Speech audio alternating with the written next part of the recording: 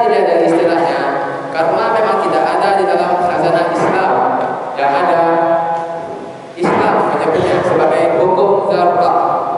Lalu apakah hukum zarrah itu?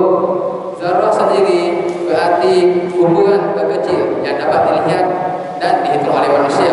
Jadi hukum zarrah berarti bahwa segala perbuatan baik maupun buruk meskipun kecil pasti akan ada balasannya.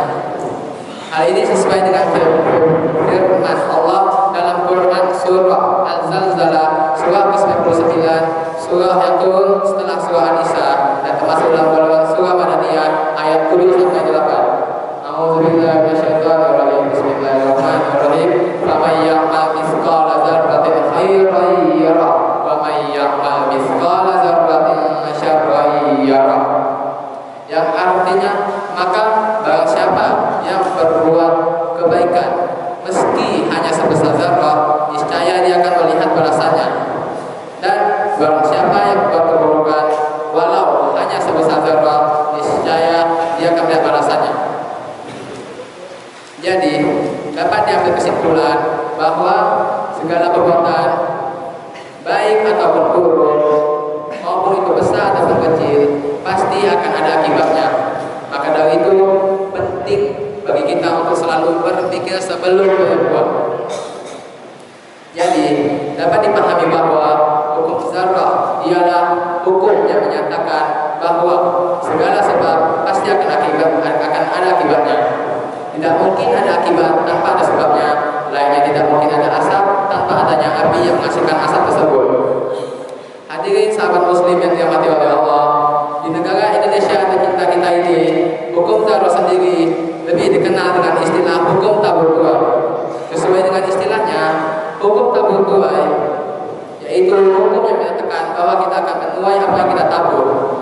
Layaknya peribahasa yang menyatakan bahwa apa yang kita tabur itu yang kita tuai. Hadirin sekalian, di sini saya akan menyampaikan sebuah kisah nyata, dan alasan mengapa saya menyampaikan kisah ini karena kisah ini sendiri membekas di dalam hati saya, dan saya harap juga kisah ini dapat membekas pada hadirin sekalian. Kisah ini sendiri berkisah tentang diri saya ketika masih kecil, ketika saya masih SD. Pada waktu itu ayah saya baru saja membelikan sebuah sepeda baru untuk saya dan kedua abang saya. Dan saya yang mendapat sepeda baru itu merasa sangat senang dan bahagia. Saking senang dan bahagianya hingga perasaan tersebut berubah menjadi sebuah sifat sombong. Hingga dikarenakan saya terlalu sombong, dikarenakan mendapat sepeda yang bagi saya terasa mewah dan mahal tersebut, kedua abang saya harus sering-sering menasihati saya dan mengingatkan bahwa tidak seharusnya saya bersikap seperti itu. Tetapi saya sudah terlalu sombong hanya menganggapnya sebagai angin lalu. Hingga di suatu pagi kami bertiga pun pergi ke sekolah menaiki sepeda masing-masing. Hingga di suatu perjalanan kami tiba di sebuah gang, dan ketika di gang itu tiba-tiba saja muncul seekor anjing galak yang menyala dengan keras. Dan yang buruknya adalah anjing itu mengejar kami bertiga. Lalu karena dikejar, kami pun segera mengayuh sepeda dengan kencang, dan di antara kami bertiga saya mengayuh paling kencang hingga menjadi kedua abang saya. Tetapi hal yang tidak terduga terjadi. Anjing itu ternyata hanya mengejar saya. Terbukti dari dia yang melewati kedua abang saya begitu saja dan lebih memilih untuk mengejar saya. Padahal abang-abang saya menyumpah serapahi anjing itu dibandingkan dengan saya yang hanya mengayuh sepeda saya dengan kencang. Hingga akhirnya ketika tiba di sebuah turunan yang agak curam, saya pun kehilangan kendali, terjatuh, terluka cukup parah hingga akhirnya saya menangis. Dan yang lucunya adalah anjing itu begitu melihat saya yang sudah terjatuh, terluka parah hingga menangis, hanya mata saya sekilas kemudian pergi begitu saja. Jadi hadirin sekalian, dapat diambil kesimpulan bahwa hukum zarrah itu dapat berlaku kepada siapapun, termasuk saya sendiri yang mendapatkan hukum atau disebut akibat langsung dari Allah dikarenakan saya bersikap sombong. Karena seperti yang kita tahu, sombong itu ialah sebenarnya Allah. Jadi saya bisa dikatakan sebagai orang yang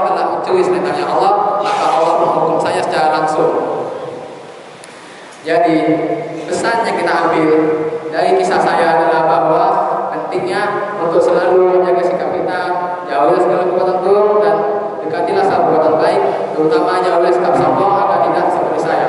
Dan dikarenakan kejadian ini juga, saya akhirnya mengenal yang namanya taubat nasuha, meskipun hanya bertahan selama setahun 2 tahun. Demikianlah tausiah singkat dari saya ini. Sebelum saya menutupnya, saya ingin mengajukan pertanyaan kepada hadirin sekalian. Siapakah di hadirin sekalian yang bisa menyebutkan setidaknya 2 poin penting dari tausiah saya? Silakan, yang mau menjawab angkat tangan. Biar saya tunjuk.